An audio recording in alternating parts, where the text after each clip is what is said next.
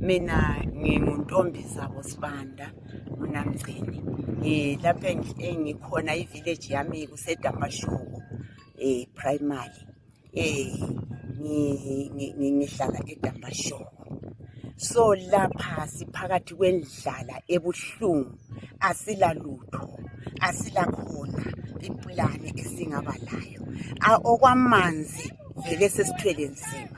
Akula lapha esingaya khona ngoba amadamu kuchile konke, uludaka, inkomo izifuyo zethu sezibanjelwa, akusela ngitsho lokukodwa, akulala lutho esiluzuzayo, akula lutho esiluphiwayo ngitsho noma lulunye.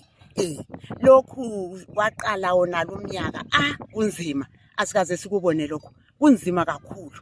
Asikaze sikubone okunje, izulu khona ukuthi like line, khona ukuthi sike sidobhe sivune, khona ukudla emlonyeni ukwesithole, asizange sithole lutho ngitsho. Izifuyo sezisifa, sesiqalisa ukuhlinza, sokuqalisa ukubhajelwa lapho kade kungani kulamachibanyana kwamanzi. Siyahlupheka, bantwabethu siyadubeka, siphakathi kokuhlupheka kuleli lizwe.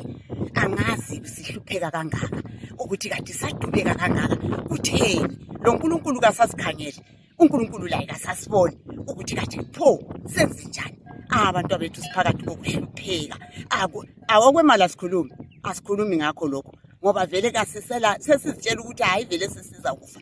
Okokudla, okokuthenga, yona intengo yakhona bantwana hayi kunzima. Kukhona kuyimadlanyana kwakhona okukhulunywayo, sehluleka lokhu kubiza ngokuthiwa wathi.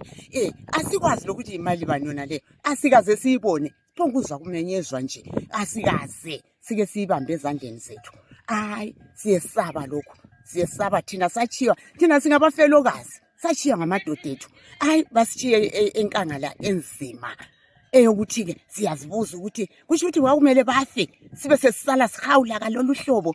Abantu abethu ezikolo sezesehluleka lokuthi bahambe baye phambili ngoba kade uyayithatha ngaphi imali? Kade anitele ezikolo lapho kufuneka imali. Uyathatha ngaphi imali yokudla, uthatha imali yokuthi adle kodwa abantwana sebehamba begqekeza lapha. Asisakwazi okuyikho, indlala zihlobo zethu. Yikho khona lokho sibila amazweni lawo.